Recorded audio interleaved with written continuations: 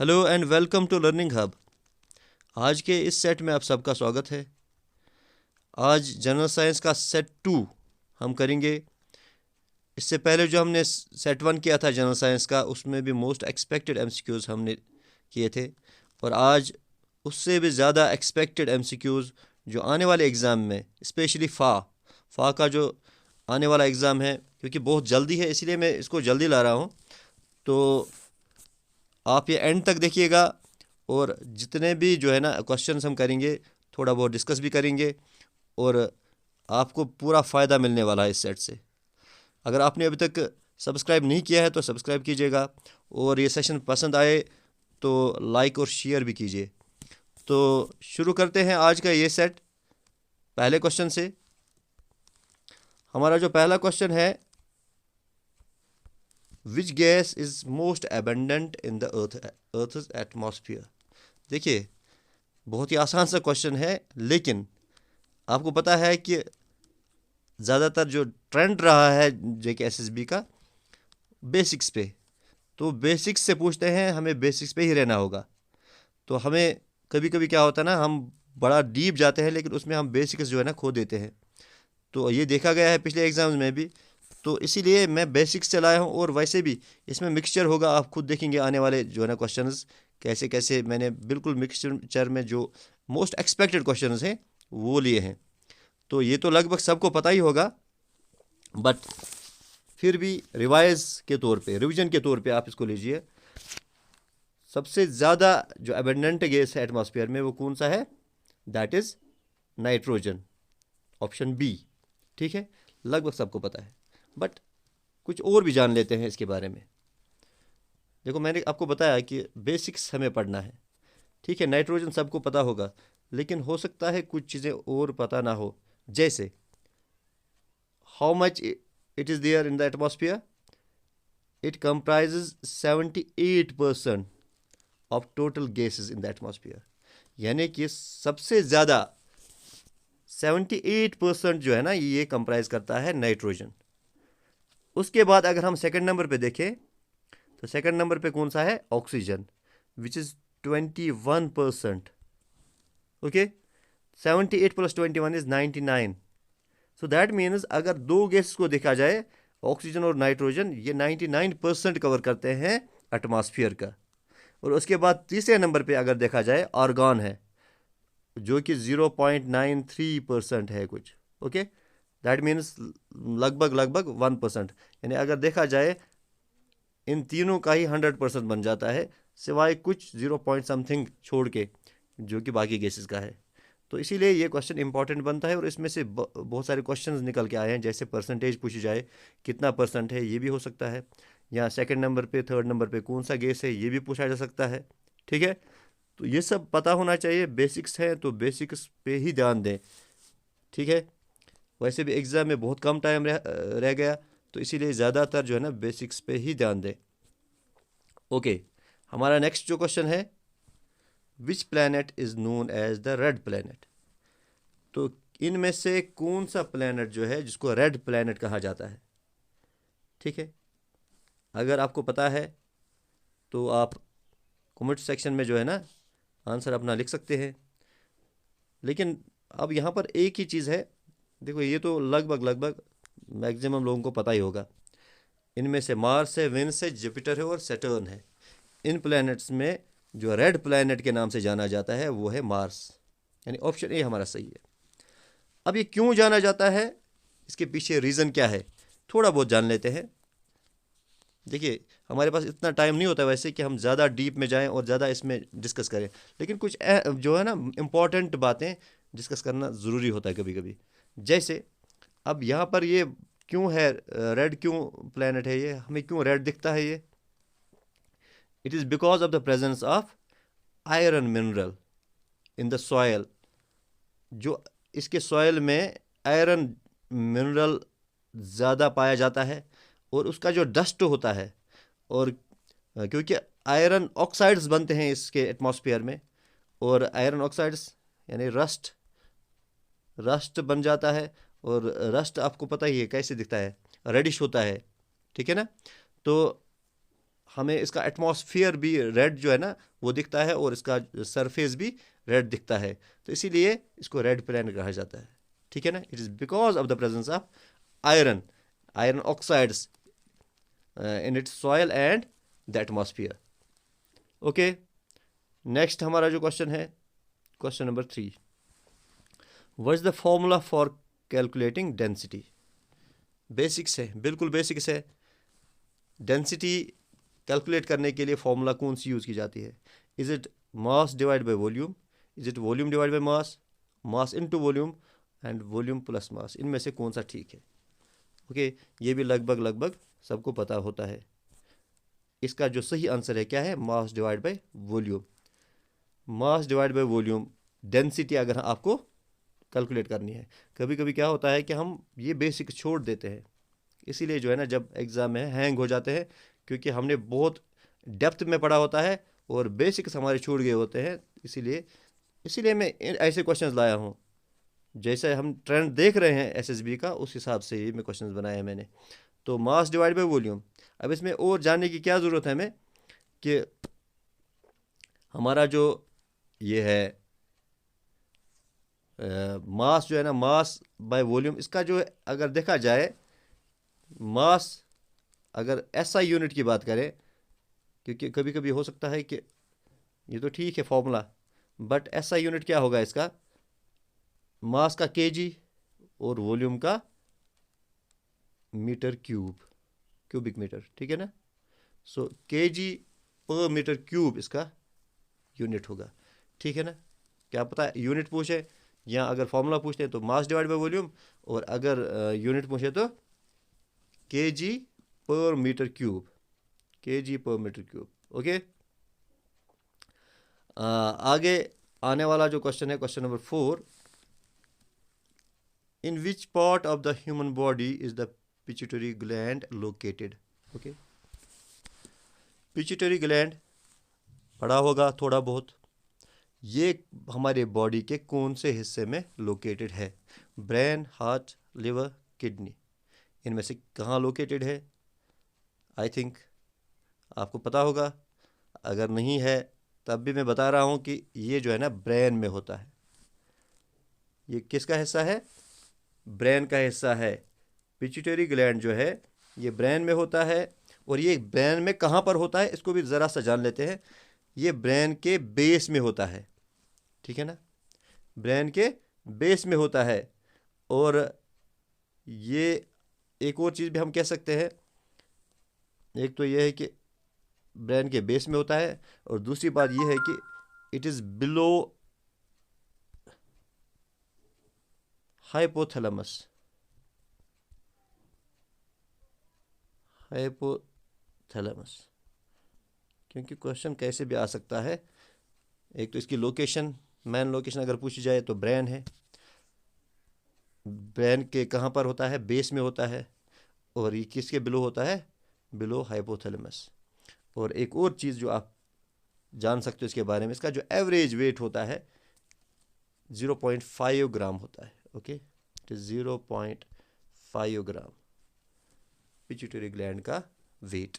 Okay, तो ये है इसके बारे में।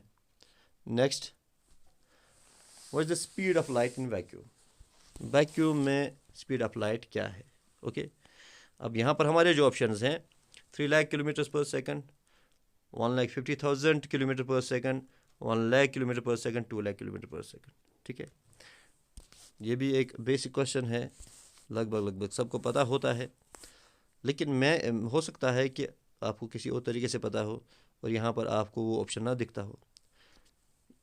इसका ऑप्शन जो सही ऑप्शन है वो है 3 लाख किलोमीटर पर आवर पर सेकंड, सॉरी 3 लाख किलोमीटर पर सेकंड वैक्यूम में जो है स्पीड ऑफ लाइट। ओके, अब इसमें आपको जानने की और क्या ज़रूरत है? हो सकता है किसी को आप में से ये भी पता हो कि इट इज़ 3 × 10⁸ मीटर पर सेकंड। ठीक है ना, तो अगर इसको मीटर्स में कन्वर्ट किया गया है, ठीक है, क्योंकि ये किलोमीटर्स में जो ऑप्शन में हमारे है, तो ये बन जाता है 3 × 10⁸ मीटर पर सेकंड। और अगर आप इसको माइल्स में, क्या पता आपके ऑप्शन में माइल्स में हो, तो ये है 186,000, ठीक है, 1,86,000 माइल्स पर सेकेंड। ओके, ठीक है, आपको तीनों चीज़ें पता होनी चाहिए।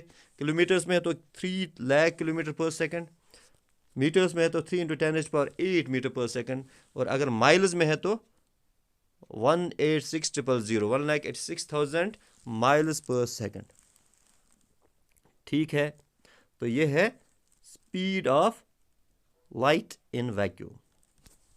Next, question number 6, what is the main function of the liver in the human body. एक इंपॉर्टेंट क्वेश्चन है। लिवर सबको पता है, बॉडी का एक ऑर्गन है, वाइटल ऑर्गन में आता है। अब ये इसकी मेन फंक्शन क्या है? ओके, क्या ये ब्लड सर्कुलेशन है, डाइजेशन है, डिटॉक्सिफिकेशन है, या ऑक्सीजनेशन है? ओके, देखो मेरे ख्याल से आप इसको ऐसे भी देख सकते हैं। देखो, ब्लड सर्कुलेशन आपको पता है हार्ट का काम है, ठीक है, डाइजेशन किडनी का काम है, तो ये तो डिटॉक्सिफिकेशन हो सकता है या ऑक्सीजनेशन हो सकता है। अब डिटॉक्सिफिकेशन क्या होता है? हमारे ब्लड में अगर कोई टॉक्सिक मटेरियल है, ठीक है, लाइक कोई ड्रग, ठीक है ना, ड्रग्स, कैफीन होता है या अल्कोहल होता है, तो उसको ये ब्रेक डाउन करता है, उसको ये डिटॉक्सिकेट करता है, ठीक है ना, लिवर। तो इसका मेन फंक्शन यही है, डिटॉक्सिफिकेशन। ओके, तो ये क्या करता है? ये एक्चुअली हम जो ब्लड सर्कुलेशन में होता है, उसको सारे ब्लड को ये एक बार क्या करता है, क्योंकि ब्लड जो आता है ये इसका जो है ना, सारा का सारा ब्लड लिवर के थ्रू ही जाता है, तो ये उस ब्लड को फिल्टर करता है। ओके, तो ये कैसे फिल्टर करता है? ये ब्रेक करता है किसको? ये पॉइजनस जो सब्सटेंस होता है ब्लड में, उसको ये ब्रेक करता है, और उस सब्सटेंस को ये मतलब अगर हमारे पास, जैसे मैंने बताया आपको, it can be alcohol, it can be any drug, it can be caffeine, और उसको ये डिटॉक्सिकेट करता है लिवर में। तो इसका मेन फंक्शन तो यही है। ओके, और ये प्यूरिफाई करता है ब्लड जो कि यहाँ से गुजरता है, लगभग लगभग सारा ब्लड यहाँ से ही प्यूरिफाई होता है। ठीक है, देन नेक्स्ट क्वेश्चन हमारा जो है question number 7, which colour of the light is deviated least. ये भी बेसिक क्वेश्चन है, लेकिन इम्पॉर्टेंट भी है उसी लिहाज से। कौन सा कलर जो है सबसे कम डिविएट होता है? इसके लिए आपको स्पेक्ट्रम का पता होना चाहिए। देखो, आपके स्पेक्ट्रम में जो कलर्स होते हैं, violet, indigo, blue, green, yellow, orange, red, VIBGYOR, ये आपको पता है स्पेक्ट्रम के 7 कलर्स है, VIBGYOR, violet, indigo, blue, green, yellow, orange, red. तो इसमें आपको याद रखना होगा कि सबसे जो कम डिविएट होता है इन कलर्स में से, तो वो है रेड। ओके, रेड कलर जो है सबसे कम डिविएट होता है। अब ये क्यों कम डिविएट होता है? इसकी वजह ये होती है कि इसकी जो वेवलेंथ होती है ज़्यादा होती है। ठीक है, इसकी वेवलेंथ क्या होती है? ज़्यादा होती है, सबसे ज़्यादा इन कलर्स में से। तो अगर वेवलेंथ ज़्यादा है तो इसकी फ्रीक्वेंसी कम होती है और ये डिविएट कम होता है। अगर इसके बरक्स देखा जाए, ये जो वायलेट है हमारा, इसकी वेवलेंथ सबसे कम होती है, ठीक है, और इसीलिए ये डिविएट सबसे ज़्यादा होता है। ठीक है, इसी ऑर्डर से होता है, VIBGYOR, यानी कि यहाँ से वेवलेंथ बढ़ती जाती है और सबसे ज़्यादा वेवलेंथ होती है रेड की, ठीक है, और सबसे कम वेवलेंथ होती है वायलेट की। तो वेवलेंथ कम होने की वजह से ये सबसे कम क्या होता है? डिविएट होता है। ठीक है ना, तो which colour of light is deviated least? So it is red. Option A is the right answer. Next जो हमारा है question number 8, acid present in gastric juice is. Gastric juice में कौन सा एसिड प्रेजेंट होता है? ठीक है, तो गैस्ट्रिक जूस जो है आपको पता होना चाहिए। देखो, ये 3 चीज़ों का मजमुआ होता है, मिक्सचर होता है, 3 चीज़ें इसमें होती हैं। तो इसमें एक तो होता है एक एसिड। वो कौन सा एसिड होता है? वो होता है हाइड्रोक्लोरिक एसिड, HCl। ओके, और इसके अलावा जो 2 चीज़ें और होती हैं, लाइपेस और पेप्सिन होता है। ओके, एक तो इसमें लाइपेस होता है और पेप्सिन होता है, ठीक है ना। एक तो हाइड्रोक्लोरिक एसिड होता है, लाइपेस होता है, पेप्सिन होता है, किसमें? गैस्ट्रिक जूस में। तो ये जो है, ये अगर हम यहाँ तो हमें एसिड का पूछा गया है, तो एसिड है हाइड्रोक्लोरिक एसिड, HCl। अब साथ में मैं एक और चीज़ भी बताता हूँ आपको कि इसका काम क्या होता है। ये जो है ये HCl, क्योंकि ये हाईली कॉन्सेंट्रेटेड होता है, इसका एक काम होता है कि ये प्रोटेक्ट करता है हमें बैक्टीरिया और वायरस से। नेक्स्ट क्वेश्चन नंबर 9 जो हमारा है, which blood cells are called soldiers of the body. कौन से ब्लड सेल्स को सोल्जर्स ऑफ द बॉडी कहते हैं? WBCs, प्लेटलेट्स, RBCs और ऑल ऑफ द अबव। इसका जो सही आंसर है ये है WBCs, option A. White blood cells जो होती है हमारी, इनको सोल्जर्स ऑफ द बॉडी कहा जाता है। और क्यों कहा जाता है, इसके पीछे भी यही वजह है कि ये हमें क्या करते हैं? प्रोटेक्ट करते हैं। अब सोल्जर ऐसे ही नाम नहीं पड़ा इसको, क्योंकि ये हमारे ब्लड को प्रोटेक्ट करते हैं बैक्टीरिया और वायरस से। बैक्टीरिया और वायरल अटैक अगर हमारे ब्लड पे होता है कभी, तो प्रोटेक्ट कौन करता है? WBCs। Okay, these are also called as leucocytes. इनको ल्यूकोसाइट्स भी कहा जाता है, WBCs को, ठीक है ना। तो ये हमें इम्यूनिटी प्रोवाइड करते हैं, हमारी बॉडी को इम्यूनिटी प्रोवाइड करते हैं WBCs। तो ये प्रोटेक्ट करते हैं हमें बैक्टीरिया और वायरस से।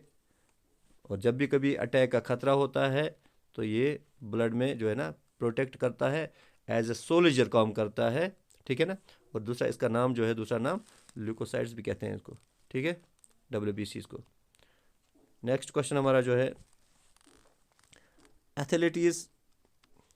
Athletes foot is a dangerous disease caused by. एक डिजीज का नाम है एथलीट्स फुट। ये एक डेंजरस डिजीज है और ये हमें बताना है कि इसका काज क्या है। ये फंगस से होती है, फ्लाई से होती है, वायरस से होती है, या विटामिन डेफिशिएंसी से होती है। तो सुना होगा आपने, एथलीट्स फुट जो है ये एक फंगल इन्फेक्शन है। ओके, तो हमारा जो सही ऑप्शन होगा ए, फंगल इन्फेक्शन, ठीक है। तो और इस अगर नाम भी बताएं हम, इसका नाम जो होता है डोर्मोफाइट्स होता है। इस फंगस का नाम जो होता है जिससे ये एथलीट्स फुट होता है, इट इज डर्मोफाइट्स, ठीक है, डर्मोफाइट्स। अब ये क्या करता है, ये जो है ये हमारे पैर, जैसे हमारी जो उंगलियां होती है, पैर की उंगलियां, उन पे अटैक होता है। और इसमें क्या होता है, ये आपने देखा होगा, एक तो फूल जाती है जो ना, सूज जाती है उंगलियां, लाल होती हैं, सूज जाती है। और उनमें क्यों क्या होता है, हाँ एक और नाम है इसका, बल्कि 2 नाम इसके और हैं। एक इसको रिंग वर्म भी कहते हैं, रिंग वर्म, क्योंकि ये भी पूछा जा सकता है, ठीक है। रिंग वर्म भी कहा जाता है इसको, एथलीट्स फुट का दूसरा नाम रिंग वर्म भी है। और इसको टीनिया पेडिस भी कहते हैं, टीनिया पेडिस। ओके, ठीक है। तो फंगस जो है ये इसका सही आंसर है। कौन सा fungus?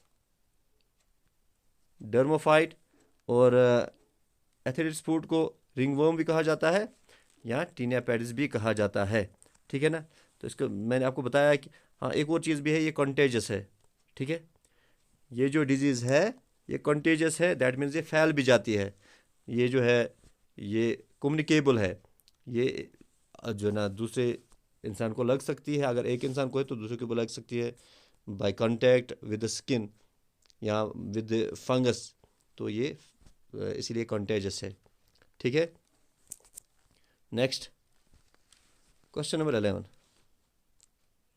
water passes from the soil into the root here by a physical process called, देखो वाटर जो है सॉइल से रूट्स में आ जाता है, ठीक है।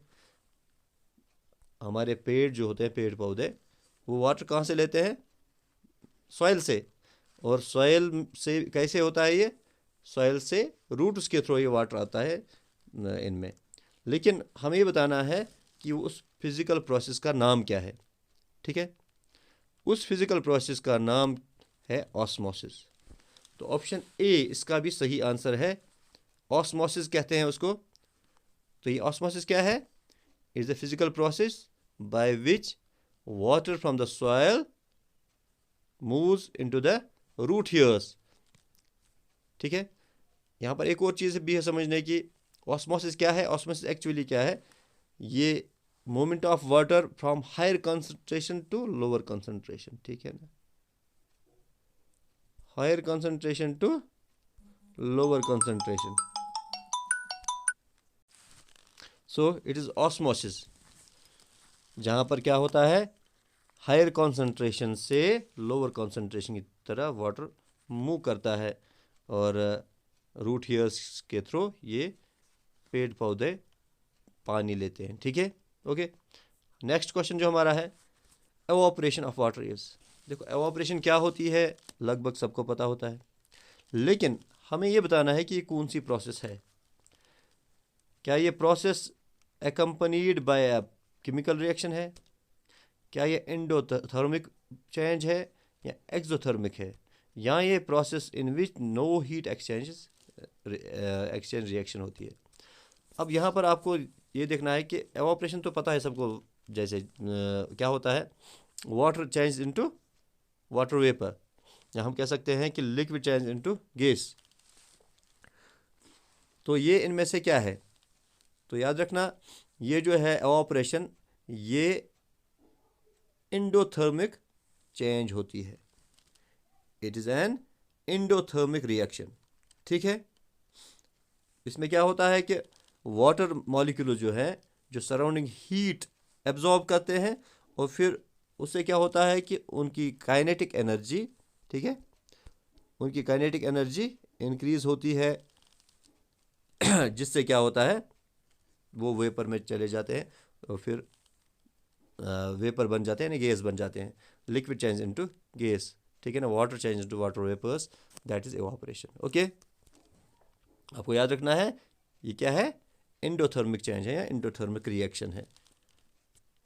Next question number 13, of the following the poorest heat insulator is.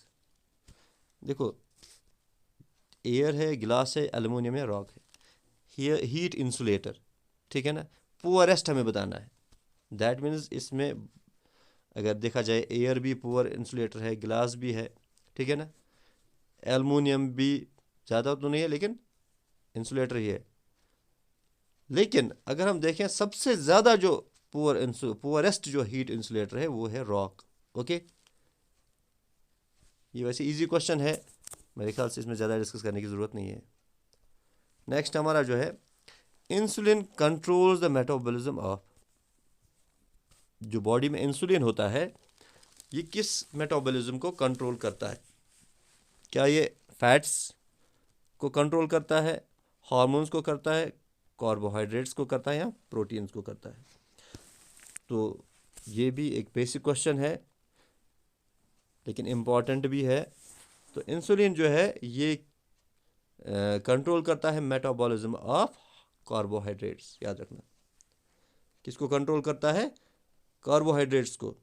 Carbohydrates आपको पता ही है, जो भी शुगर, स्टार्च या फाइबर्स हम लेते हैं, चाहे वो खाने के ज़रिए, किसी वेजिटेबल्स के ज़रिए ले लें, या जो भी हम खाते हैं उसके ज़रिए ले लें, तो शुगर जो भी हम खाते हैं, स्टार्च खाते हैं, तो उसको जो कंट्रोल करता है ये है इंसुलिन। ठीक है ना। तो इंसुलिन जो है ये एक हार्मोन है। इंसुलिन क्या है, अगर आपको इंसुलिन के बारे में पूछा जाए, इंसुलिन क्या है? इंसुलिन एक हार्मोन है जो कहाँ से बनता है? पैनक्रियाज से बनता है। जिसको कौन बनाता है, या जहाँ कहाँ पर क्रिएट होता है? पैनक्रियाज में, इंसुलिन। ठीक है ना। और ये करता है कंट्रोल मेटाबॉलिज्म ऑफ कार्बोहाइड्रेट्स। ठीक है ना। Next question number 15, natural radio activity was first discovered by. यहाँ पर आपको सिर्फ ये बताना है कि जो नेचुरल रेडियो एक्टिविटी है ये पहले किसने डिस्कवर की थी? बैक्वेरल है, रदरफोर्ड है, मैडम क्यूरी है, या आइंस्टाइन है? तो ये है, याद रखना, ये है हेनरी बैक्वेरल, यानी ऑप्शन ए। इसने आधा ही नाम दिया है, इट इज़ हेनरी बैक्वेरल, जिसने पहली बार जो है नेचुरल रेडियो एक्टिविटी को डिस्कवर किया था। और कैसे किया था? क्योंकि वो जो काम कर रहे थे, यूरेनियम पे काम कर रहे थे, तो उन्होंने देखा कि यूरेनियम जो है ना रेडिएट करता है। यूरेनियम क्या करता है? ये रेडिएट करता है विदाउट, ये इमिट करता है radiation without external source. Uranium जो है नेचुरली वो इमिट करता है रेडिएशन विदाउट एक्सटर्नल सोर्स। तो ये पहले आदमी थे जिन्होंने, और ये कब हुआ था ये भी इम्पॉर्टेंट होता है, ये इसने 1896 में डिस्कवर किया था। 1896 में हेनरी बैक्वेरल ने नेचुरल रेडियो एक्टिविटी डिस्कवर की थी। और कैसे की थी? यूरेनियम पे काम करके यूरेनियम में देखा कि वो इमिट करता है रेडिएशन विदाउट एक्सटर्नल सोर्स। ठीक है। नेक्स्ट फिर से ऐसा ही क्वेश्चन है, modern nomenclature of plants and animals is based on A system divided by. जो मॉडर्न नोमेनक्लेचर है प्लांट्स और एनिमल्स के लिए, तो वो कौन से सिस्टम जो है ना, वो जो सिस्टम पे डिवाइडेड है वो किसने दिया है? ठीक है ना। लिनियस है, डार्विन है, मॉर्गन है, या एरिस्टोटल है? ठीक है। तो याद रखना ये है कार्लोस लिनस। यहाँ पर भी आधा ही नाम दिया गया है, ए हमारा ऑप्शन है कार्लोस लिनियस, जिसने ये डिवाइस किया था modern nomenclature of plants and animals. और ये भी कब हुआ था? इट वाज 1758 में दिया गया था। ओके 1758 में मॉडर्न नोमेनक्लेचर दिया गया, किसके द्वारा? Carlos Linnaeus. ठीक है। और इसमें एक और चीज़ है समझने की, वो ये है कि इस नोमेनक्लेचर को बाइनोमियल नोमेनक्लेचर कहा जाता है। ठीक है, बाइनोमियल नोमेनक्लेचर। और एक और बात भी है इसके बारे में, he is also called as father of modern taxonomy. ठीक है ना, ये भी याद रखो, मॉडर्न टैक्सोनॉमी का फादर भी कहा जाता है किसको? कार्लोस लिनियस को, जिसने बाइनोमियल नोमेनक्लेचर या मॉडर्न नोमेनक्लेचर जो है ना प्लांट्स और एनिमल्स का दिया है, डिवाइस किया है। ओके और 1758 में। Next, pneumonia is an infection of the. देखो निमोनिया सब जानते हैं एक डेंजरस डिजीज़ है, लेकिन ये किस से होती है? ये कौन सा इन्फेक्शन है? ये नर्वस सिस्टम का इन्फेक्शन है, ये ब्लड का इन्फेक्शन है, स्किन का है, या लंग्स का है? ठीक है। तो याद रखना जो निमोनिया है actually is an infection of lungs. ठीक है, ये लंग्स में इन्फेक्शन होता है। और हाँ एक और बात भी है कि ये किस से होता है? ये बैक्टीरिया से भी हो सकता है, वायरस से भी, और फंगी से भी। It can be bacterial, okay, viral भी हो सकता है और फंगस से भी हो सकता है, ओके, ठीक है। तो निमोनिया एक इन्फेक्शन है, एक डेंजरस इन्फेक्शन है, और ये कहाँ होती है? लंग्स में होती है, और ये बैक्टीरिया से भी हो सकती है, वायरस से भी हो सकती है, और फंगी से भी हो सकती है। तो एक और बात भी है इसमें कि अगर आप ये भी जानना चाहेंगे तो बताता हूँ कि इसमें क्या होता है एक्चुअली। जो हमारे एयर सैक्स होते हैं वो पस से भर जाती हैं, ठीक है ना, और कोई लिक्विड भी उनमें भर जाता है जिससे ये इन्फेक्शन होती है, ओके। नेक्स्ट क्वेश्चन नंबर 18, एक बिल्कुल सादा सा क्वेश्चन है लेकिन इम्पॉर्टेंट भी है। A universal blood donor has blood type. देखो, ब्लड टाइप सबको पता है, O negative, O positive, A positive, B positive, A B positive, ठीक है ना। ये सब ब्लड जो है ना ब्लड टाइप्स हैं। लेकिन एक ब्लड को यूनिवर्सल डोनर कहा जाता है, एक को कहा जाता है यूनिवर्सल एक्सेप्टर। तो यहाँ पर जो बताया गया है, पूछा गया है, यूनिवर्सल ब्लड डोनर कौन सा है, तो ये है ओ नेगेटिव। ओ नेगेटिव को कहा जाता है यूनिवर्सल ब्लड डोनर। क्यों?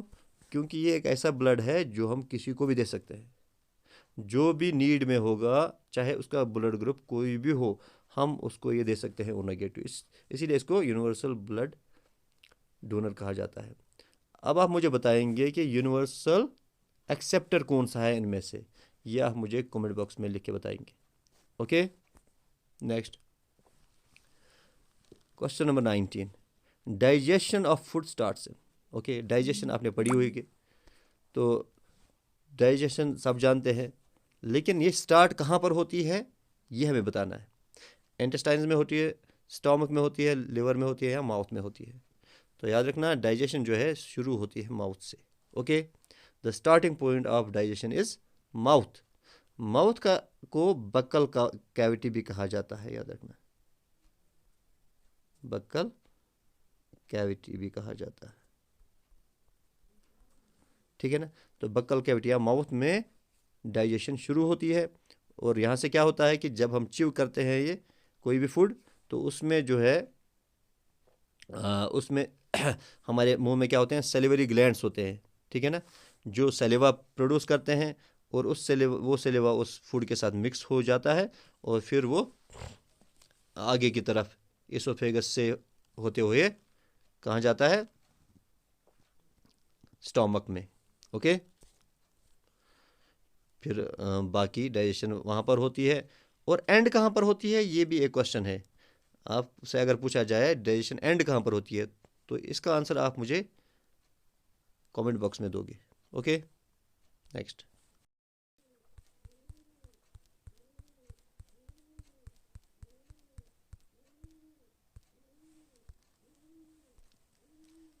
ओके, हमारा जो लास्ट क्वेश्चन है,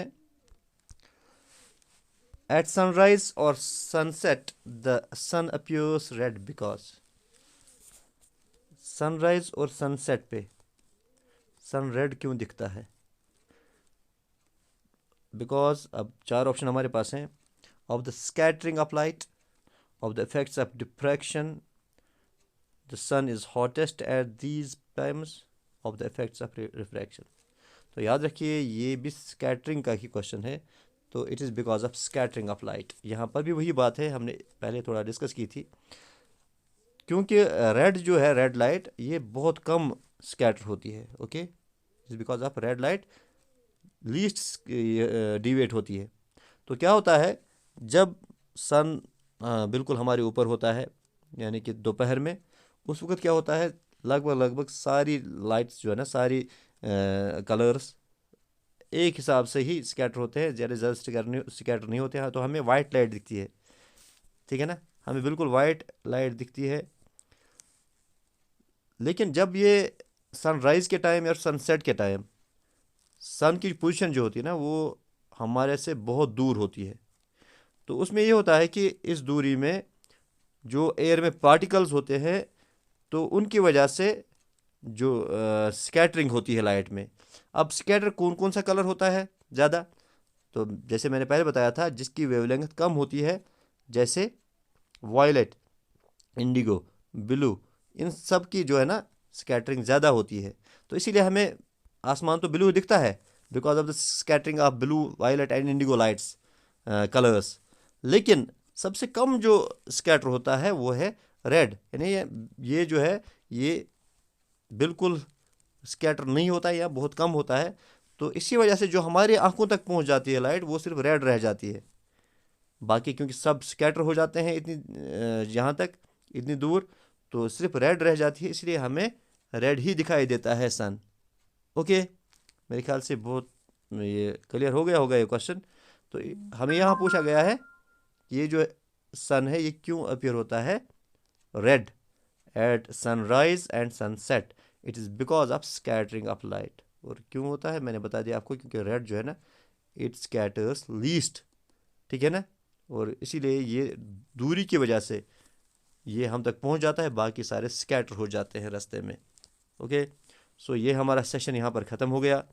आई होप कि आपको अच्छा लगा होगा सेशन, और अगर आपको ये लगता है कि ये फ्रूटफुल होगा आने वाले एग्ज़ाम्स के लिए तो लाइक और शेयर कीजिए, और अगर आपने सब्सक्राइब नहीं किया तो सब्सक्राइब कीजिए।